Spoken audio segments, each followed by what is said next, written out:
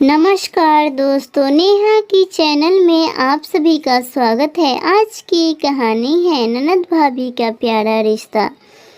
उस दिन सीमा के घर कई वर्षों के बाद उसकी पुरानी सहेली टीना उससे मिलने आई थी। दोनों बातें ही कर रही थी कि थोड़ी ही देर में सीमा की ननद, जो कि किसी दूसरे शहर से आने वाली थी, वो भी आ गई। उसके आते ही सीमा के बच्चे बड़े खुश हो गए कि बुआ आई है और हमारे लिए हमेशा की तरह आज भी कुछ खाने को लेकर ही आई होगी।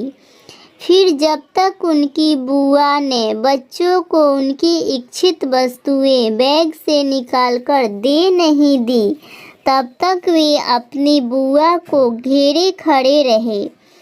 यह सब टीना देखे जा रही थी। सीमा ने उससे पूछा, इस तरह क्या देख रही है? मेरी ननद बच्चों को बहुत प्रिय है।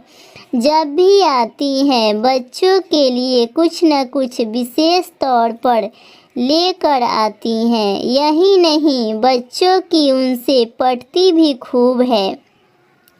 इसलिए बच्चों को उनके आने का इंतजार बना ही रहता है। अब तो जितने दिन वह यहाँ रहेंगी उतने दिन रोज हम मिलकर सारे काम जल्दी जल्दी निपटाएंगे और फिर दिन भर मज़ा मस्ती, खेल और गप्पों की दौड़ शुरू हो जाएगा।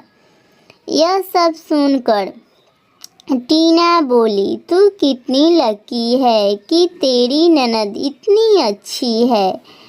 मेरी ननद तो साल में एक बार ही आती है, पर क्या बताऊं, उसके आने के बाद तो हमारे घर का माहौल ही बदल जाता है। मेरे बच्चे बुआ का नहीं, उनके बच्चों का इंतज़ार करते हैं, क्योंकि उनके साथ खेलना होता है। उसके आने के बाद तो मैं बस फिर घर में काम वाली बाई बनकर रह जाती हूँ।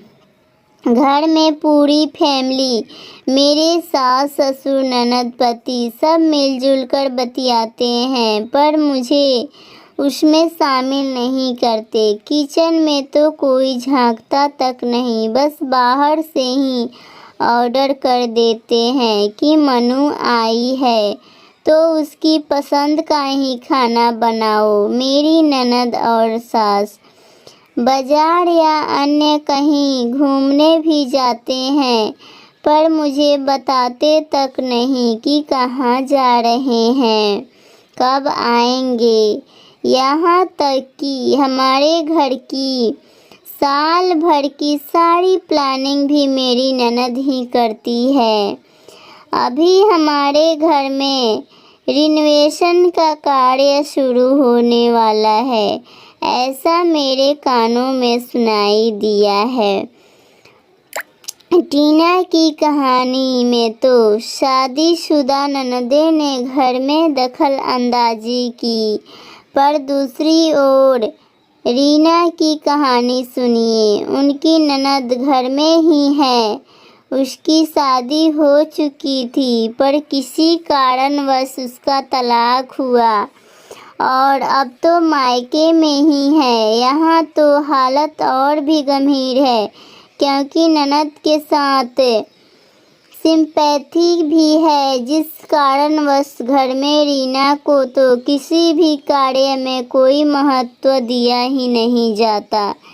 ऐसा कई घरों में होता है। जब बेटी घर में हो तो बहू को अनदेखा किया जाता है, उसके कभी सराहा भी नहीं जाता। और तो और कोई बहू की तारीफ कर दे तो सास यह जरूर कहती है कि मेरी बेटी भी कुछ कम नहीं है। पर ये औरतों का क्यों नहीं समझती कि आखिर बहू या भाभी भी एक इंसान है। कभी भी उन्हें भी लगता है कि ससुराल वाले हमें बेटी जैसा भले ही न समझे, कम से कम घर का एक सदस्य समझकर कुछ तो अच्छा बोल ले।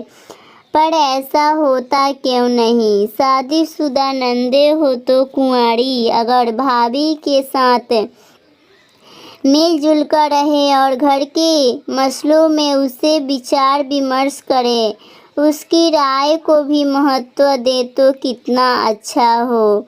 मन मुटाव भी नहीं होगा और रिश्ते में कड़वाहट भी नहीं आएगी। कई ननद भाभियाँ ऐसी भी हैं जिनका एक दूसरे से इतना लगाव है कि कई बार ननद को अपनी भाभी की बात व्यवहारिक तौर पर सही लगती है और माँ का तर्क गलत, तो वह अपनी माँ को समझाइश देती है कि वह सास बहू में भी मधुर सेप बनाने का सुंदर कार्य करती है और सहेली या बहन जैसी ननद भाभी को तो सर्वथा प्रिय होती है।